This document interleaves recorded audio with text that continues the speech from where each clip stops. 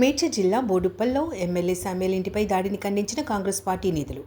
మంత్రి Atluri Laxman, MLA Vemula Veeresham, SCCL Kavampalli Satyanarayana, Bellaiah Naik, Medchal జిల్లా Congress party incharge Vajresh Yadav తదితరులు సాంఘీభావం తెలిపారు. దాడి చేసిన వారిపై వెంటనే కేసులు నమోదు చేసి చట్టరీత్యా చర్యలు తీసుకోవాలని డిమాండ్. బీజేపీ అధిష్టానం దాడి చేసిన వారిని వెంటనే పార్టీ నుండి సస్పెండ్ చేయాలి. ఇక ముందు ఇలాంటి దాడులు జరిగితే ప్రతి దాడిలో వెనుకాడేది లేదని హెచ్చరిస్తున్నారు.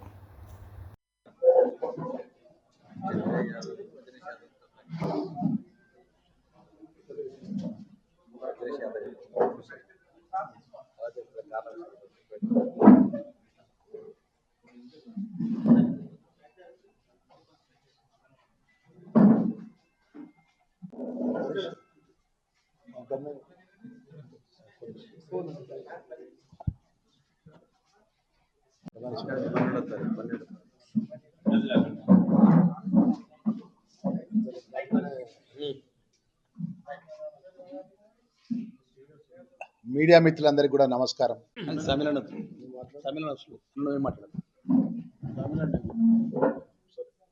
మీడియా మిత్రులకు ప్రింట్ అండ్ ఎలక్ట్రానిక్ మీడియా మిత్రులందరికీ నమస్కారాలు.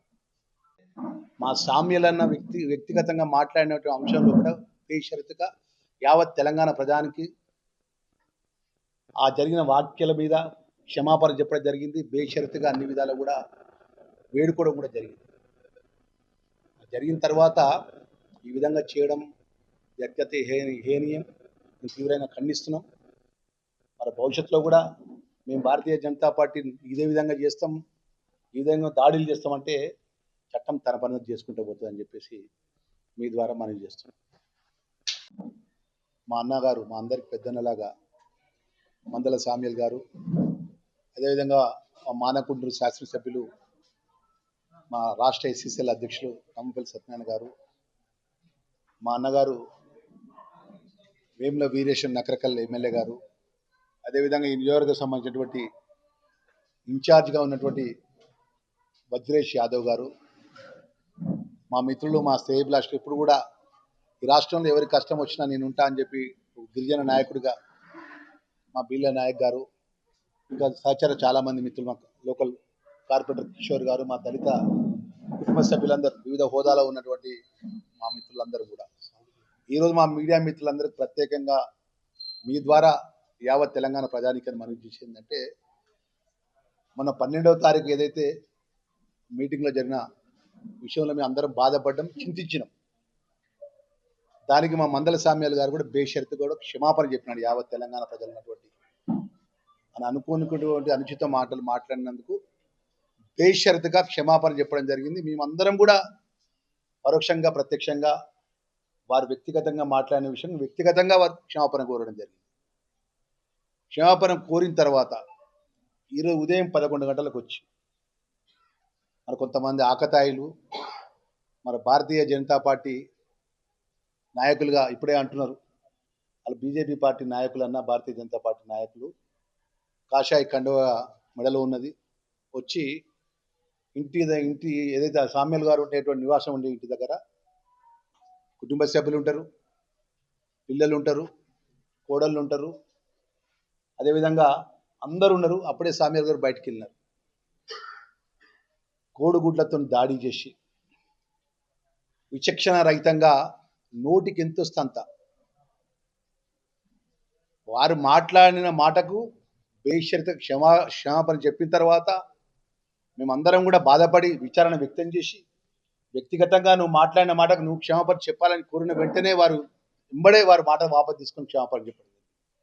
మరి ఇలా భారతీయ జనతా పార్టీకి సంబంధించిన కేంద్ర మంత్రిగా వ్యవహరిస్తున్నటువంటి బండి సంజయ్ వారి పార్టీ నాయకత్వాన్ని, వారి కార్యకర్తలను ఈ విధంగా ఏదైతే పరోక్షంగా ప్రత్యక్షంగానో సపోర్ట్ చేయడం సరైన పద్ధతి కాదు, ఇది సరైన సంస్కారం కూడా కాదు. ఒక దళిత నాయకుడు, తుంగతుర్తి ప్రజలతో ఎన్నుకోబడ్డ శాసనసభ్యుడిగా ఉన్నటువంటి శాసనసభ్యుడిపై ఇంటి మీద దాడి చేయించడం అనేది అత్యంత దారుణం. దాన్ని తీవ్రంగా ఖండిస్తున్నాం. చట్టపరంగా పోలీసు అధికారులకు కూడా మేము చెప్పడం జరిగింది, ఏదైతే చట్టాన్ని నిబంధనకు అనుగుణంగా ఎవరైతే కెమెరా ఉండి ఒక దళిత శాసనసభ్యుడి నోటికి ఎంత వస్తుంత విచక్షణ రహితంగా తిట్టడాన్ని మాట్లాడడాన్ని తీవ్రంగా మేము ఖండిస్తూ మేమందరం ఆయనకు ధైర్యం చెప్పడానికి రావడం జరిగింది. మొన్న జరిగిన సంఘటన విషయానికి క్షమాపణ చెప్తే అంతటితోనే మేము ఆగిపోయింది అనుకుంటున్నాం. కానీ ఈరోజు క్షమాపణ చెప్పిన తర్వాత కూడా మా మీద దాడి చేయడం అనేది అత్యంత బాధాకరం. ఏదేమైనా కూడా ఇప్పటికైనా భారతీయ జనతా పార్టీ సంబంధించిన నాయకత్వం కానీ భారతీయ పెద్దలు కానీ కూడా మీకు చెప్తున్నాను, ఈరోజు ఒక శాసనసభ్యుడి ఇంటిపై మీరు మీ నాయకులు మీ పార్టీ కార్యకర్తలతో దాడి చేయించారు కదా. మేము గిట్ట కాంగ్రెస్ పార్టీ కార్యకర్తలను గిట్ట మీ పిలుపునిస్తే మీ యొక్క నాయకులపై మీ భారతీయ జనతా పార్టీ నాయకులపై దాడి చేయించడం పెద్ద ముచ్చటేం కాదు. కానీ ఆ సంస్కారం మా గౌరవ ముఖ్యమంత్రి గారు కానీ మా ప్రభుత్వం కానీ మా పిసిసి అధ్యక్షులు కానీ నేర్పియలేదు. చట్టాన్ని లోబడి మేము ఈరోజు ఇంటి మీద దాడి చేయడం, విచక్షణ రహితంగా మాట్లాడడం, ఒక దళిత శాసనసభ్యుడు నోటికి ఎంత వస్తుందో ఆ మైక్లో మాట్లాడే వీడియో ఏంటంటే మాకే బాధ అనిపించింది. ఆ సోదరి మన ఏదో మాట్లాడుతుంది ఇష్టానుసారంగా. ఎందుకంటే ప్రజా జీవితంలో ఉన్నాం మనందరం, తెలిసో తెలియక కొన్ని పొరపాట్లు అందరితో జరుగుతాయి, మానవ సహజం అదంతా కూడా. దాన్ని ఇంత పెద్ద విధంగా మా దాడి చేయించే విధంగా, ఇంటి మీదకి దాడి చేయించే విధంగా చేయడం, దాడి జరిగిన తర్వాత మరి అనుకోకుండా దాడి జరిగింది మా వాళ్ళు చేసింది పొరపాటు అని చెప్పి ప్రెస్కి మాట్లాడకపోవడం. సాయంత్రం 7 గంటలకు మేము అందరం శాసనసభ్యులు అందరూ అనుకున్నారే మన సహచర శాసనసభ్యులు ఇంటి మీద, మన ఇంట్లో భార్య ఉన్నది, మా అక్క ఉంది, బిడ్డలు ఉన్నారు, కోడలు ఉన్నారు, కొడుకులు ఉన్నారు, చిన్న పిల్లలు ఉన్నారు, మరి ఏదో వాళ్ళు ఆందోళన పడుతుంటారు, మన బాధ్యత అని చెప్పి మేము అందరం బయలుదేరొచ్చు.